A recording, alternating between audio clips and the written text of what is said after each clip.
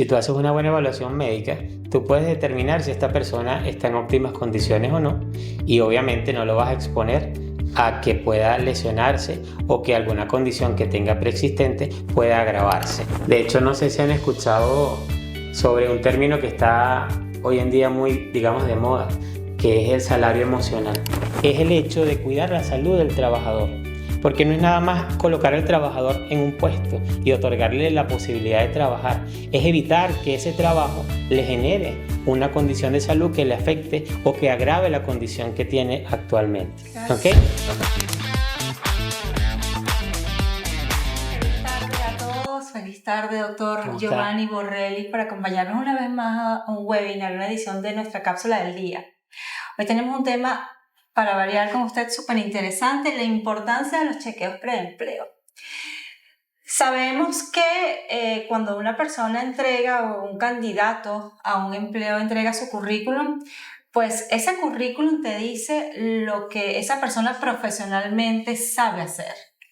Pero hay una pregunta que siempre queda al aire y es muy tarde cuando ya sale a flote y básicamente es, ¿esa persona realmente estaba apta para cubrir ese puesto de trabajo? Me refiero física y ambientalmente hablando. Y bueno, comencemos, doctor, bienvenido. Gracias, Andrea, un gusto estar acá. Gracias por la invitación. Siempre es un gusto poder venir y compartir un poco de la experiencia y la formación en relación a lo que conversamos acá en esta ocasión, hablar sobre las evaluaciones preempleo. Es así. Hablemos desde la base, el porqué detrás del examen. En el mundo de recursos humanos se suele ver el examen médico como el último paso antes de tomar esa decisión de firmar el contrato. Pero ¿por qué deberíamos dejar de verlo como un requisito burocrático por cumplimiento legal por parte de las empresas y deberíamos empezar a verlo más bien como una inversión preventiva? Bueno, ciertamente cuando hablamos de salud ocupacional, hablamos de prevención. De hecho, la esencia de la medicina ocupacional y de la gestión de seguridad y salud laboral es la prevención. Debemos entender que cuando hacemos una evaluación preempleo o cualquiera de las evaluaciones que hacemos en la gestión de salud ocupacional, buscamos prevenir. ¿Y por qué es importante hacer la evaluación preempleo? Porque a través de la prevención no solamente podemos cumplir con un trámite burocrático, legal, sino que podemos prevenir la aparición de enfermedades de la persona que en este caso se está postulando para el cargo que se está proponiendo, o evitar que si es que ingresa con algún tipo de enfermedad, esta pueda agravarse en el tiempo y constituirse como una enfermedad ocupacional. ¿Qué hacemos a través de la prevención? Disminuimos el ausentismo, disminuimos la aparición de enfermedades ocupacionales, aumentamos la productividad. Y esto se transforma para la empresa en una relación beneficiosa de costo versus beneficio, porque invertimos un valor monetario determinado para hacer la evaluación, pero garantizamos que nuestros trabajadores están en óptimas condiciones y garantizamos la productividad de nuestra unidad de trabajo. Es así. Bueno, hace breves instantes yo hablaba de ese poderoso mensaje sobre el currículum. Te dice qué sabe hacer esta persona, este candidato, pero no sabemos si realmente su cuerpo está apto para ocupar esa posición. Entonces, tomando ese mensaje de inicio, ¿usted podría darnos unos ejemplos de casos donde un candidato brillante para un puesto técnicamente no esté apto para ese cargo específico, para ocuparlo? Sí, por supuesto. ¿Sí? Hay muchos, pero vamos a basarnos en uno en específico. Capaz alguna de las empresas que estén aquí conectadas se sienten identificados. Claro. O si no les ha pasado la situación, pues levanten una bandera y estén atentos. Por supuesto. A que no les pase en el futuro. Podemos poner como ejemplo estas personas que son operarios de maquinarias pesadas, que en muchos casos ellos tienen que tener una formación previa para poder certificarse y poder operar estas máquinas. Entonces puede que la persona tenga esta certificación, esté capacitado, tenga todo lo que es la experiencia laboral, pero resulta ser que cuando hacemos la evaluación médica preempleo, determinamos que tiene alguna condición visual o algún trastorno motor y que necesitamos para que esta persona esté en óptimas condiciones para operar.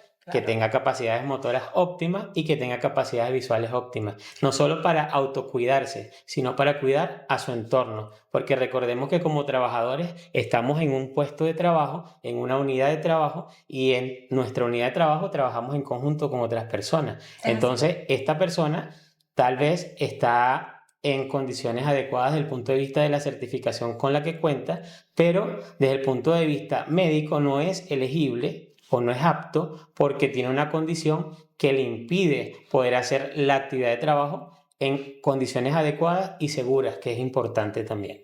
Muy importante. Ok, doctor, hablando del marco legal, aprovechando que usted también es abogado,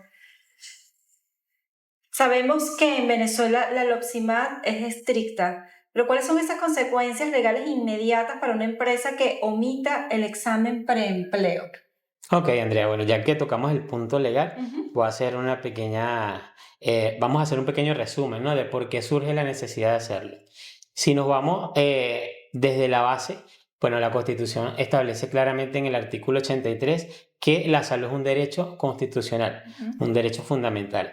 Y si vamos al artículo 87, establece el derecho al trabajo y allí pues también se menciona que los puestos de trabajo, los lugares de trabajo deben estar en óptimas condiciones. Es así. Está también el artículo 53 de la LOPSIMAT que menciona que dentro de las unidades de trabajo se deben hacer evaluaciones periódicas para garantizar la salud de los trabajadores. Tenemos el reglamento parcial de la LOPSIMAT que en el artículo 27 también recoge la obligatoriedad de hacer estas evaluaciones y tenemos la norma técnica que es la norma técnica NT03 del 2016 en su artículo 27 que menciona también que al ingresar un trabajador existe la obligación de hacer evaluación preempleo. Por eso hay que hacer la evaluación preempleo. Y me preguntas que cuál es la infracción o cuáles son las sanciones, pero hay que conocer por qué surgen las sanciones. Y las sanciones surgen en función de incumplir lo que te mencioné anteriormente. ¿Dónde están las sanciones? Podemos ir a la LOPSIMAT del artículo 120 al 131 y encontramos en primera instancia las sanciones de tipo administrativa, donde mencionan que estas son pues impuestas a través de multas que están medidas en unidades tributarias que pueden ir desde las 26 unidades hasta las 100 unidades y pueden doblar incluso su valor si es que hay una reincidencia en el incumplimiento de esta norma. ¿Ok?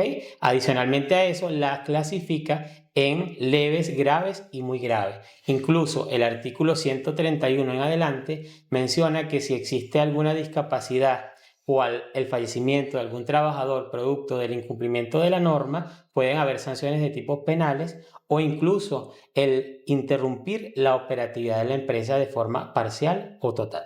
Wow. Hablemos ahorita sobre mitos y realidades de la evaluación preempleo. Aptitud o discriminación. Existe a veces el miedo de que estos exámenes se perciban como discriminatorios. ¿Cómo poder garantizar que la evaluación sea objetiva y basada estrictamente en el perfil del cargo? Ok, anteriormente no sé si llegaron a escuchar el término apto o no apto.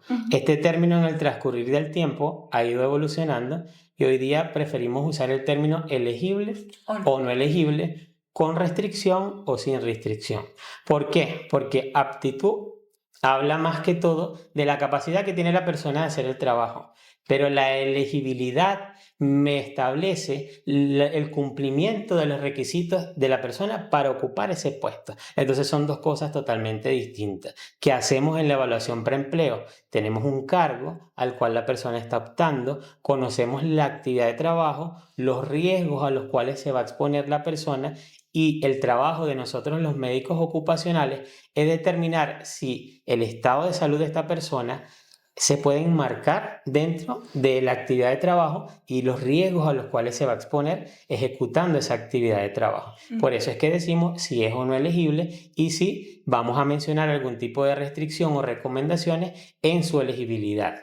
Ahora bien, existen mitos en querer mitigar un poco lo que es la esencia de la evaluación médica ocupacional en el preempleo, diciendo que puede verse de cierto modo como un acto discriminatorio en la decisión de dar o no dar el empleo.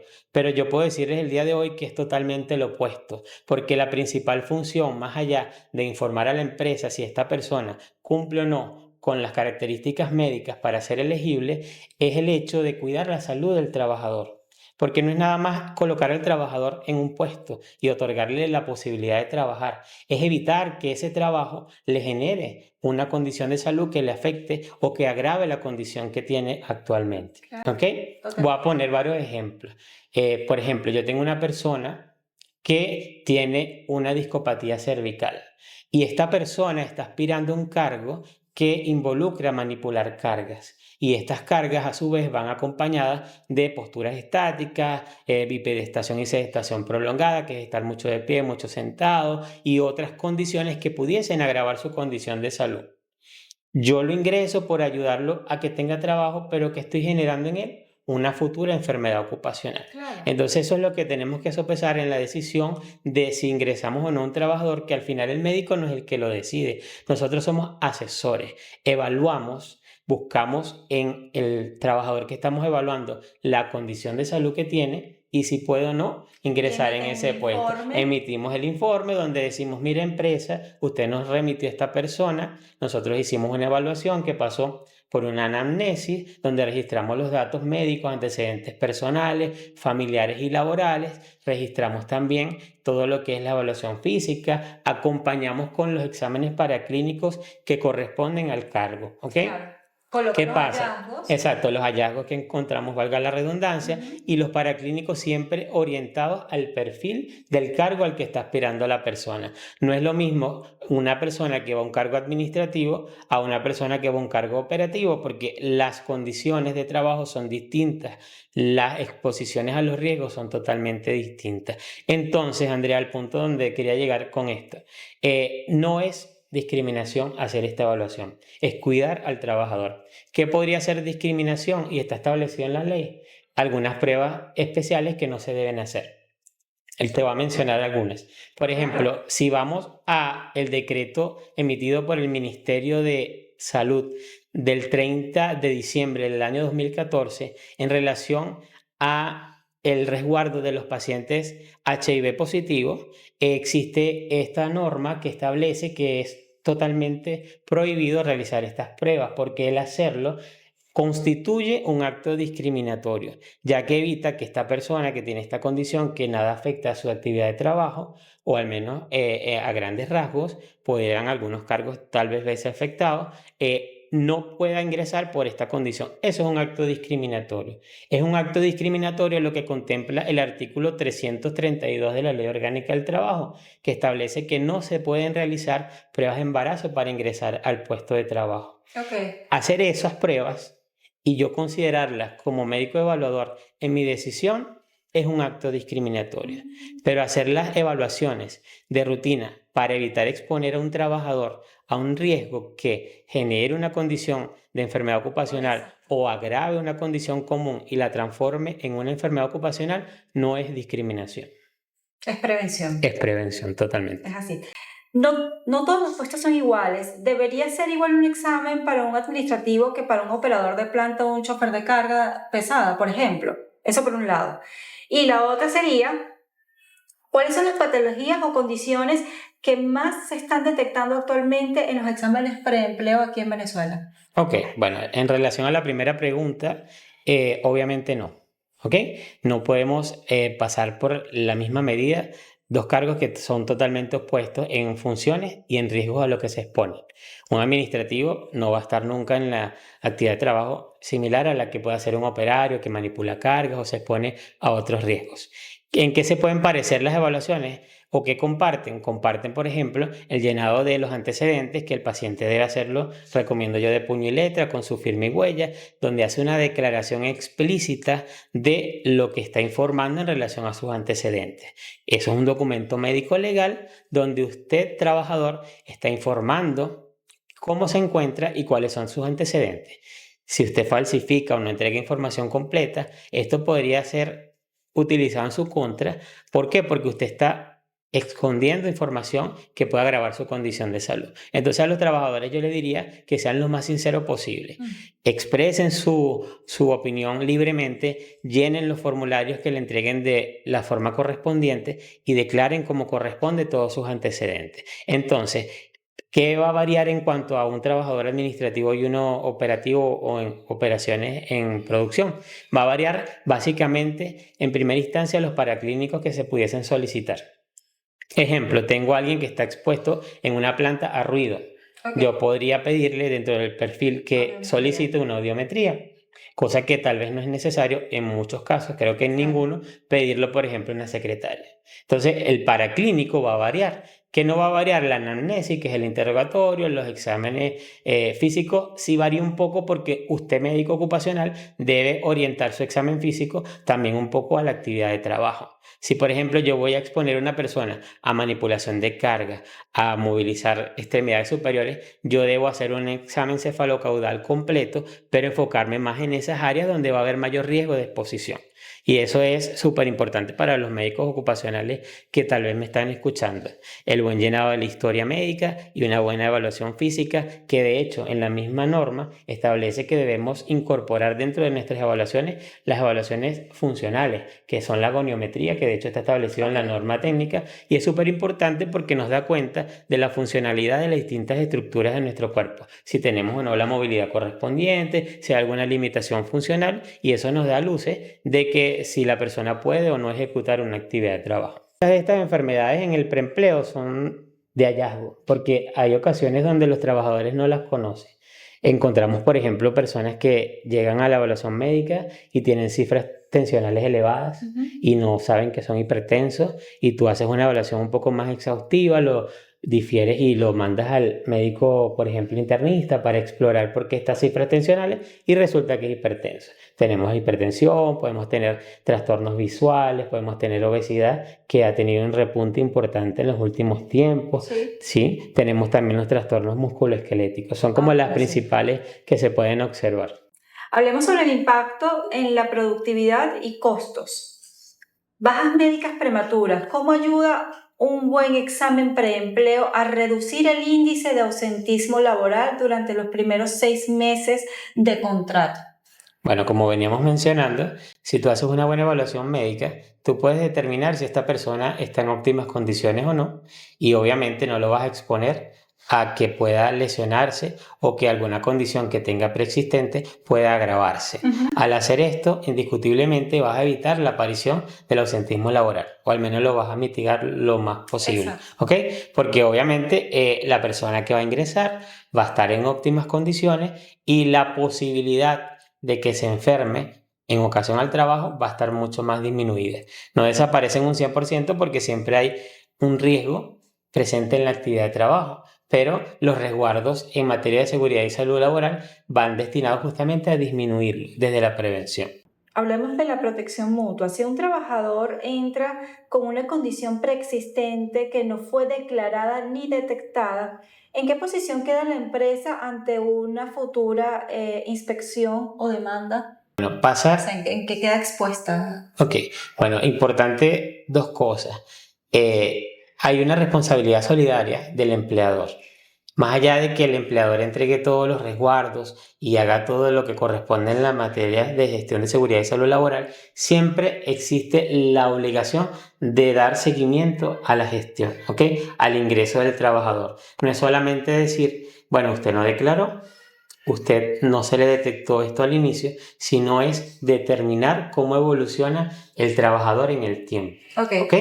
Y ahí interviene un poco lo que ya hemos conversado anteriormente sobre la vigilancia epidemiológica, que nos da cuenta de muchos casos que pudiesen indicarnos que hay alteraciones de salud en determinados momentos. Entonces, hace un rato les comentaba que hay personas que tienden a eliminar antecedentes o no los declaran.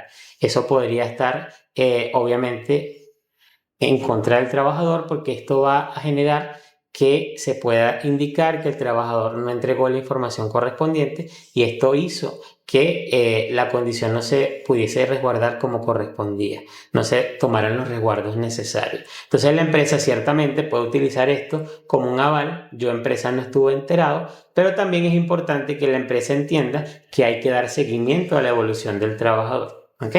Claro, que eso es parte de la evaluación dentro de los contratos que son de 3 a 6 meses. Exacto. No solamente ver si la persona cumple sus funciones en el trabajo, sino también ver un poco ese seguimiento a esa evaluación epidemiológica. Exacto, conocer cómo se desarrolla la actividad de trabajo de esta persona que está ingresando nueva a ese puesto de trabajo. ¿Cómo percibe un nuevo colaborador que la empresa se preocupe por su salud desde antes de su ingreso? ¿Ayuda esto a la retención de talento? Totalmente, claro que sí. De hecho, no sé si han escuchado sobre un término que está hoy en día muy, digamos, de moda, que es el salario emocional. Ajá. El salario emocional hoy día está en el tapete, porque todo el mundo habla de él, pero muchos no conocen qué es. Y básicamente pasa por el hecho de entregar bienestar al trabajador. A veces el trabajador agradece más que incluso el factor monetario, aunque a todos nos cae bien. El tema económico, No es que el que lo cuides, el que lo valores, el que evites que esté mal. Y esto pasa por cuidar su salud, ¿ok? Entonces es importante que los empleadores, los que ejercen jefatura, entiendan que a su cargo están seres humanos, que sienten, que padecen, que son madres, son padres. Y estas personas esperan de su trabajo no solo un 15 y último, esperan recibir de parte de sus empleadores ese apoyo emocional. Y eso pasa por el hecho de cuidar la salud, cuidar los espacios de trabajo, que la persona cuando ingresa a su puesto de trabajo se sienta cómoda, se sienta estable, se sienta bien. Si se siente enfermo, le consideren, tomen los resguardos necesarios para mejorar sus condiciones en relación al trabajo, su condición de salud. Indiscutiblemente que esto retiene a los talentos. Totalmente. Si cuidan o se preocupan por mí, me valoran como talento. Claro, así mismo. Entonces, eso yo siempre he dicho que las relaciones de trabajo es como un matrimonio. Sí, entonces, todo matrimonio tiene su fase, sus etapas, sus buenas, malas, sus bajas. Entonces, así mismo pasa en lo laboral. Claro. Entonces, ¿cómo se preserva ese matrimonio laboral? Entregando siempre los resguardos, cuidándose mutuamente, apoyándose. Doctor, de cierre, si tuviera que darle un solo consejo a un gerente de recursos humanos que probablemente esté en esa pantallita y que hoy está dudando en reforzar sus protocolos de ingreso, ¿cuál sería? Indiscutiblemente que priorice la evaluación, preempleo y todas las evaluaciones en materia de seguridad y salud laboral. ¿Ok? Esto va a hacer más robusta su gestión. Muchas veces pasa que lo que no se conoce no se valora y hay cierto desconocimiento en algunos casos a nivel de gerencia, muchas veces en materia de recursos humanos, sobre la importancia de la gestión de seguridad y salud laboral y cuántos problemas puedes evitar si cumples a cabalidad la gestión como corresponde. Entonces, ese consejo que me piden hoy día a la gerencia de recursos humanos va destinado a eso. Entender la importancia de hacer esta gestión, entender que si bien es cierto todos sus esfuerzos en buscar un candidato deben estar parcialmente enfocados en que sea una persona adecuada en relación a su formación académica, su experiencia profesional, también debes buscar una persona que desde el punto de vista de la salud esté elegible, cumpla con las condiciones necesarias para ocupar ese cargo de manera satisfactoria. Muchas gracias, doctor Giovanni, por estar nuevamente aquí con nosotros. Esperemos que, nuevamente, como lo han pedido las personas que han estado en otro webinar con usted, piden que usted nuevamente esté. Esperemos que siga pasando, sigamos brindándole información de alto valor. Y si desea comunicarse con Grupo FASMED, puede hacerlo a través de nuestra página web www.grupofasmed.com o al 0424-277-8005. Nos vemos hasta entonces, hasta una próxima cápsula del día. Feliz tarde a todos. Hasta luego.